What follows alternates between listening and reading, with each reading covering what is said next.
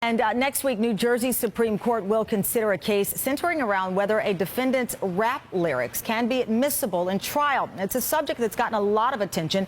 As we told you earlier this week, even the New York Times has taken notice, publishing this lengthy report on how the NYPD is examining rap videos posted online to build their investigation against suspects in gang-related crimes. It has sparked a debate over free speech and has gotten the attention of a number of well-known rap artists, many of whom have previously spoken out about this issue. And joining me now live is one of those artists who's taken notice of the issue, Bun B Freeman, more commonly known to all of us as Bun B. He's also served as a professor of religious studies at Rice University, where he lectured on the parallels between hip-hop and different faiths. Thank you so much for joining us on this one.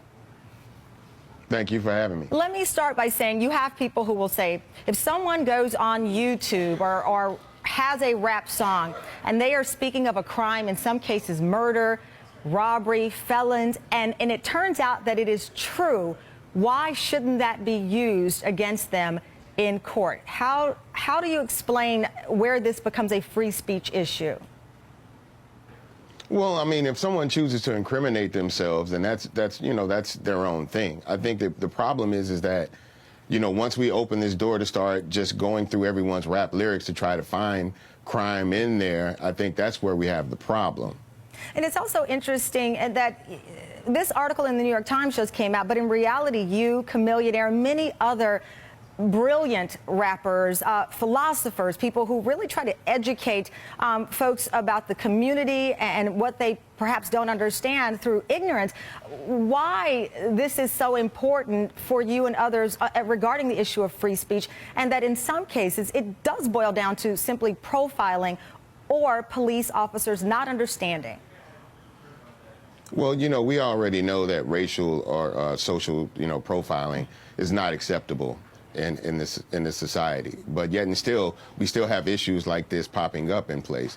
As an artist, I want to be free to speak my mind, my opinions, my outlook on the world. If I'm speaking in hate against people, then that's a different issue. But if I'm just expressing my viewpoints about different things that I see in society, different things that I see going on in the world, then I don't see why there should be an issue with me expressing that viewpoint. And we see it in all forms of music, not just rap music. So why shouldn't we be able to speak our mind? Absolutely, and I think that the obvious question or the obvious suspicion of the focus on rap is because you're talking about a music genre that's dominated by African-American males, inner city, and that lends itself to stereotypes.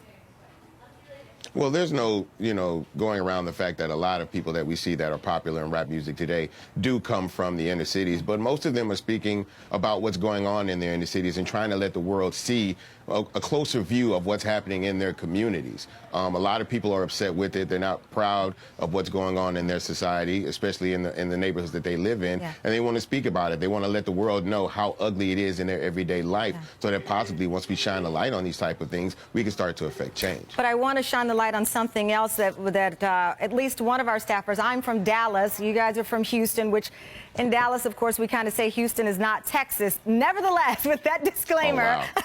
That's what we say. Listen, I understand you may be running for mayor in 2015. Those are the rumors out there. What's the truth?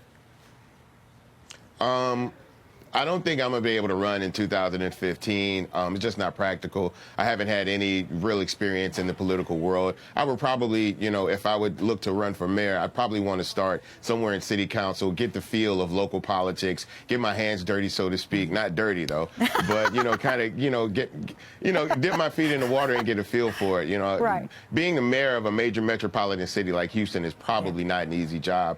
I see our current mayor, Niece Parker, who just got married yesterday. Congratulations. Yes, congratulations to her. Is doing a great job, but she does get a lot of backlash sometimes on the different things that she does, in spite of the things that she's trying to do. So it's not an easy job. I wouldn't take it lightly. So I might need a little bit more experience before I try to run. Well, it sounds like you're ready. You got it down. You got a lot of it down. Well, I really appreciate you joining. And somebody on Twitter said, since I know nothing about the streets, I should be honored that you are on with me. But they just don't know, Bun B. They don't know. They've not heard my rap lyrics yet.